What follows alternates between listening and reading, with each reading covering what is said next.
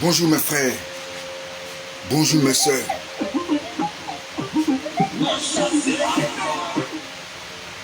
Je m'appelle Israël, le juge spirituel. Je suis dans la joie parce que j'ai Christ dans ma vie.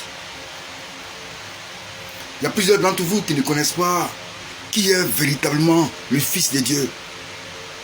Mais je vais vous parler du Fils de Dieu. Vous savez que le monde entier a besoin du Fils de Dieu. Vous comprenez? Le monde entier a besoin du Fils de Dieu. Parce que tout le monde est appelé à mourir un jour. Vous comprenez? Alors que le Fils de Dieu a dit, celui qui croit en lui vivra même quand il serait mort. Et quiconque vit et croit en lui ne mourra jamais. Voilà pourquoi le monde entier a besoin du Fils de Dieu. Les musulmans ont besoin du Fils de Dieu. Les bouddhistes ont besoin du Fils de Dieu. Les témoins de Jéhovah ont besoin du Fils de Dieu. Les animaïkari ont besoin du Fils de Dieu. Les moons ont besoin du Fils de Dieu. Parce que la Bible dit, il n'y a aucun salut en dehors du Fils de Dieu. Il n'y a aucun salut en dehors du Fils de Dieu.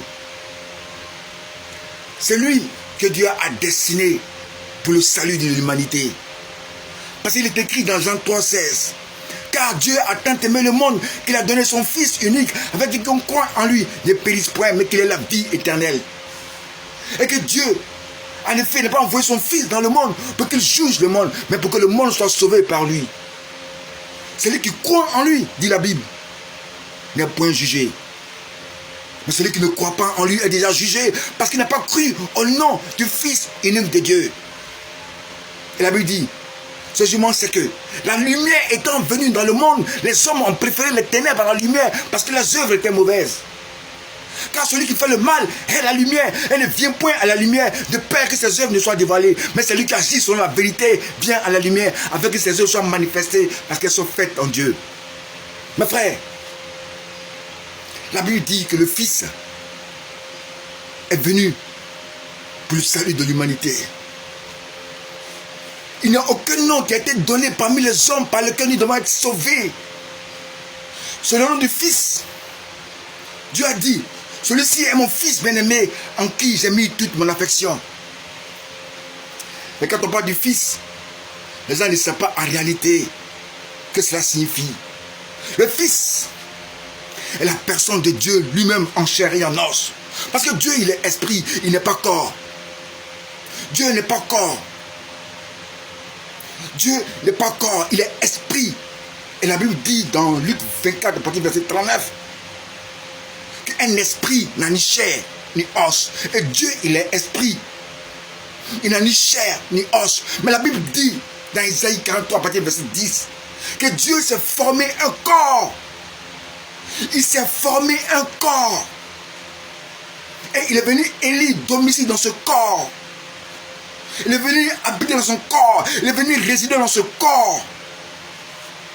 Et ce corps-là est une personne comme toi, comme moi, roi de gloire. Ce corps-là est une personne comme toi, comme moi. Ce corps que Dieu s'est fait est une personne. C'est cette personne-là que Dieu appelle son Fils. Et c'est cette personne-là qui a été baptisée Jésus-Christ de Nazareth.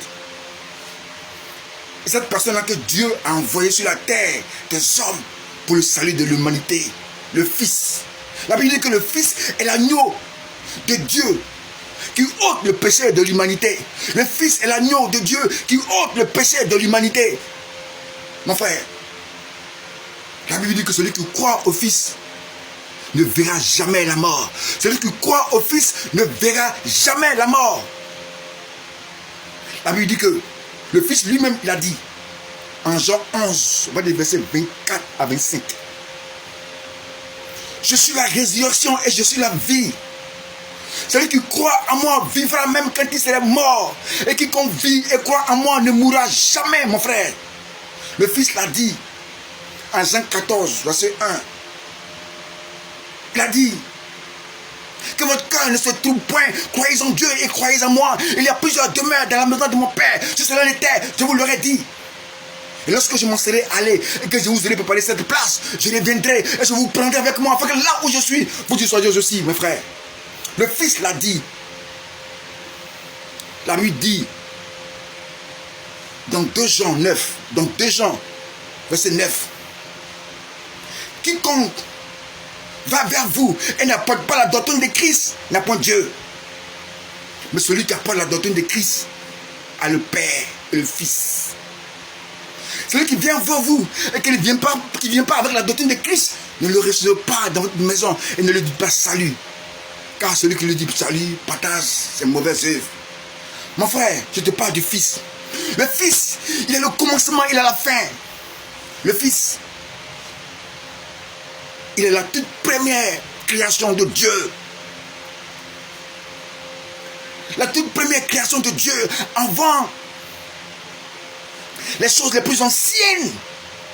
Le Fils existait quand Dieu n'avait pas encore créé les cieux, la terre, la mer, les eaux, les animaux, toutes ces choses qui vivent, toutes ces choses qui existent, le Fils était quand ces choses n'étaient pas encore.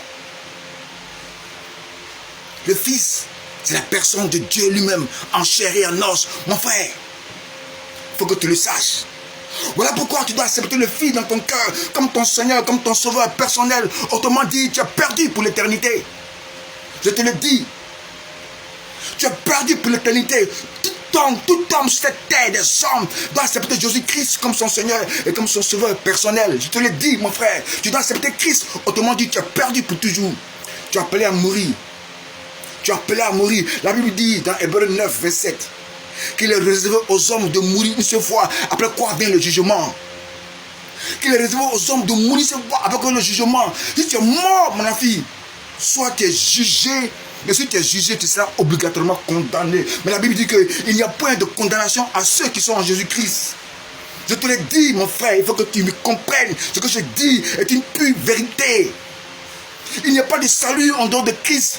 Il n'y a pas de salut en dehors du Fils de Dieu. Le Fils de Dieu est composé de corps, âme et esprit. Mais Dieu, lui, est composé uniquement que d'esprit. Mais le Fils de Dieu est composé de corps, âme et esprit. Et comme tout esprit a besoin d'un corps, le Fils est venu élire domicile dans le corps de son Fils. Le Dieu est venu élire domicile dans le corps de son Fils. Dieu a pris possession du corps de son Fils parce que lui n'est pas du corps. Et tout esprit a besoin d'un corps. Même les anges, c'est des esprits, mais ils ont un corps. Les hommes, c'est des esprits, mais ils ont un corps. Dieu aussi est un esprit, il avait besoin d'un corps. Voilà pourquoi il s'est formé un corps. Dans Isaïe 43, verset 10, il s'est formé un corps dans lequel il est venu élire domicile. Et ce corps-là est une personne comme toi, comme moi, qui est composé de corps, âme et esprit. C'est ce corps-là qu'on a baptisé Fils de Dieu. C'est ce corps-là qu'on a baptisé Jésus-Christ de Nazareth. C'est Dieu lui-même en personne. Parce que quand tu lis dans Hébreux 1, verset 3, on lit Jésus-Christ le Fils. Il est la gloire, le reflet de sa gloire et la plaine de sa personne. Voilà ce qu'il a dit. Il est le reflet de sa gloire et la plaine de sa personne. Quand tu lis dans 2 Corinthiens, verset 5, verset 19, on dit Dieu était en Christ. Dieu, esprit, était en Christ, chair, corps, âme. Quand tu lis dans 2 Timothée 2, dans 2 Timothée 2, à partir de 2 Timothée 4 plutôt, 2 Timothée 4, on dit le Fils, Dieu est l'image. Le Fils est l'image de Dieu. Voilà ce qu'il est écrit. Le Fils est l'image de Dieu invisible. C'est-à-dire que si tu veux voir Dieu en chair et en os, c'est son Fils. Parce que Dieu, il est esprit. Il n'a pas de corps. Donc, il est venu élire domicile dans le corps de son Fils, qui lui est composé de corps, âme et esprit. Le Fils est composé de corps, âme et esprit. Le Fils a son propre esprit, à lui. On appelle ça un esprit de vie. Mais Dieu aussi a son esprit. Donc, y compris l'esprit du Fils, Dieu est venu habiter dans le corps de son Fils pour dominer sur l'esprit de son Fils, sur l'âme de son Fils, sur le corps de son Fils. Donc, le Fils n'agit plus selon sa propre volonté, mais il agit selon la volonté de son Père, qui est esprit et qui est venu vivre en lui. Tous les actes que le Fils pose ne viennent pas de lui, mais tous les actes que le Fils pose ne viennent pas de lui, mais viennent du Père. Voilà pourquoi, dans Jean 5, 19, le Fils dit, je ne peux rien faire de moi-même. Je ne peux rien faire de moi-même. Et tout ce que le Père fait, je le fais pareillement. C'est-à-dire que tout acte que l'esprit pose, la chair aussi agit. Quand l'esprit va à gauche, le fils qui est chair va à droite, à gauche. Vous comprenez? Tous les faits et gestes du fils ne viennent pas de lui, mais viennent du père. Parce que le père a pris le contrôle du fils et le père domine le fils. Domine ici l'esprit du fils, domine ici l'âme du fils, domine ici le corps du fils. Parce que le fils est composé de corps, âme et esprit. Le fils a son propre esprit à lui. Et Dieu a son esprit à lui. Dieu, le fils, il est comme par exemple Moïse. Moïse qui est composé de corps, âme et esprit. Et Dieu vient habiter dans le Moïse. Donc Moïse ne marche plus selon sa volonté, mais il marche selon la volonté de Dieu qui est esprit, qui a pris le contrôle de ce corps. Cependant, Moïse, il a son propre esprit à lui. Il a son propre corps, il a son propre corps. Il a son âme en lui. Il a son corps. Il a son esprit en lui. Mais Dieu, en plus de l'esprit de Moïse, Dieu vient habiter dans le corps de Moïse. Donc Dieu, qui est esprit, domine sur l'esprit de Moïse, domine sur le corps de Moïse, domine sur l'âme de Moïse. Donc tous les faits et gestes de Moïse ne viennent plus de lui, mais de Dieu. Tous les miracles que Moïse a opérés sur la terre ne venaient pas de lui, venaient de Dieu lui-même, qui était esprit, qui se saisissait de Moïse. C'est pareil que le fils. Le fils était un corps composé le fils était une personne composée de corps, âme et esprit. Et Dieu qui est esprit prend le contrôle du fils, de son âme, de son esprit, de tout. Et Dieu gouverne le fils. Dieu était dans le fils. Donc tous les faits, les gestes, les paroles que le fils prononçait, les actes que le fils posait, ne venaient pas de lui, mais venaient du Père. Voilà pourquoi dans Jean 14, à partir du verset 10, le fils a dit: ce que je fais, je ne le fais pas de moi-même, mais le Père qui demeure à moi, celui qui fait ses œuvres. Croyez-moi. Je vous dis, croyez-moi. Croyez-moi, ce que je dis ne vient pas de moi, mais vient du Père. Tous les œuvres que je fais ne viennent pas de moi, mais du Père qui réside en moi. Donc le Père, c'est l'esprit. Le Père, ce n'est pas le corps. Le Père, c'est l'esprit. Le Fils, lui, il est le corps. Donc le Père, il s'agit du Fils par son esprit et il agit au travers du Fils. Vous comprenez? Cependant, le Fils est la personne de Dieu lui-même en chair et en os. C'est ce qui est écrit dans 1 Jean 5, 20 à 21. Le Fils est venu pour nous donner l'intelligence, pour connaître qui est le véritable. Et nous sommes dans le véritable, en son Fils Jésus. C'est lui qui est le Dieu véritable et la vie éternelle. C'est lui qui est le Dieu véritable, Jésus, le Fils. C'est lui qui est le Dieu véritable et la vie éternelle. Parce que Dieu qui est esprit vit en lui. Dieu qui est esprit a élu domicile dans le corps de son Fils. Alléluia. Il faudrait que vous le sachiez. Il faudrait que vous le sachiez. Vous les habitants de la terre, je vous parle, il faudrait que vous le sachiez. Il faudrait que vous le sachiez. Voilà pourquoi tous les habitants de la terre doivent accepter Christ comme leur Seigneur, comme leur Sauveur personnel. Tous les habitants de la terre doivent accepter Jésus-Christ. Car la Bible dit que c'est lui seul qui est la résurrection et la vie. C'est lui que Dieu comment on appelle ça, a délégué pour juger l'humanité tout entière après la mort. C'est lui qui doit ressusciter les morts. Et c'est lui qui doit les juger. Voilà pourquoi toi, mon frère, toi, ma soeur, toi, le ministre que tu es, ou bien le cadre que tu es, l'homme important que tu es, si tu n'as pas Christ, ta vie ne sert à rien. Moi, j'ai Christ dans ma vie. Je vais au village. Les sociétés tremblent devant moi. Ils ne peuvent rien contre moi. Parce que je suis rempli de la présence de Dieu. Je suis en train d'investir dans mon village. Faire des choses que personne ne peut faire dans son village. Parce que s'il fait ces choses-là, il va mourir. Mais moi, ils m'ont attaqué plusieurs fois en sorcellerie. Mais j'ai été plus que vainqueur. Voilà pourquoi je t'en parle, mon frère. Accepte Christ dans ta vie. Marche dans ses voies. Obéis à ses commandements. Fais sa volonté. Marche fidèlement avec lui. Et tu verras sa gloire. Tu verras sa gloire. Tu verras sa gloire. Dans Jésus 1, verset 8, il a dit. Dans Jésus 1, verset 8. Que ce livre de la loi ne se lève pas de ta bouche. Médite-le jour et nuit. Afin d'agir fidèlement selon tout ce qui est écrit. C'est alors que tu réussiras. C'est alors que tu auras du succès dans toutes tes entreprises. Voilà pourquoi j'ai du succès. Voilà pourquoi je ne suis rien, je ne travaille pas. Mais Dieu me bénit. Parce que je me force à faire sa volonté. Je me force à lui être agréable. Parce qu'en dehors de lui, il n'y a point de vie. En dehors de lui, c'est la mort. En dehors de lui, c'est la perdition. En dehors de lui, c'est la ruine. Je t'en parle, mon frère. C'est juste ce que je dis. C'est pour ton bien, roi de gloire, Père.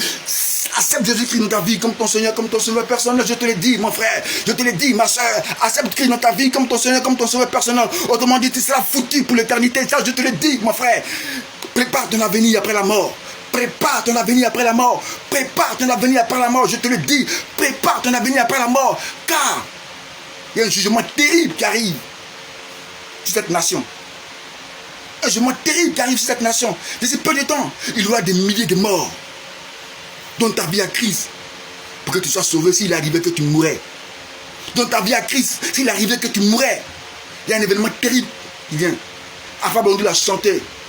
Il y a un mystère dans l'air.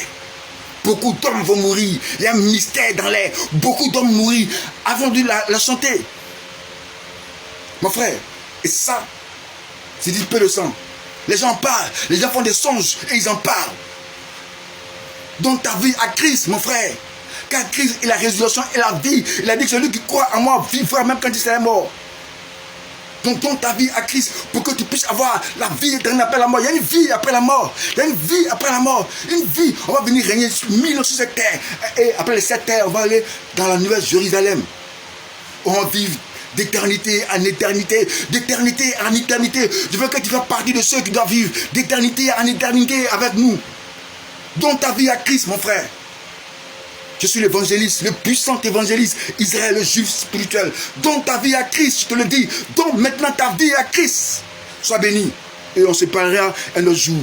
Alléluia. Merci mon frère.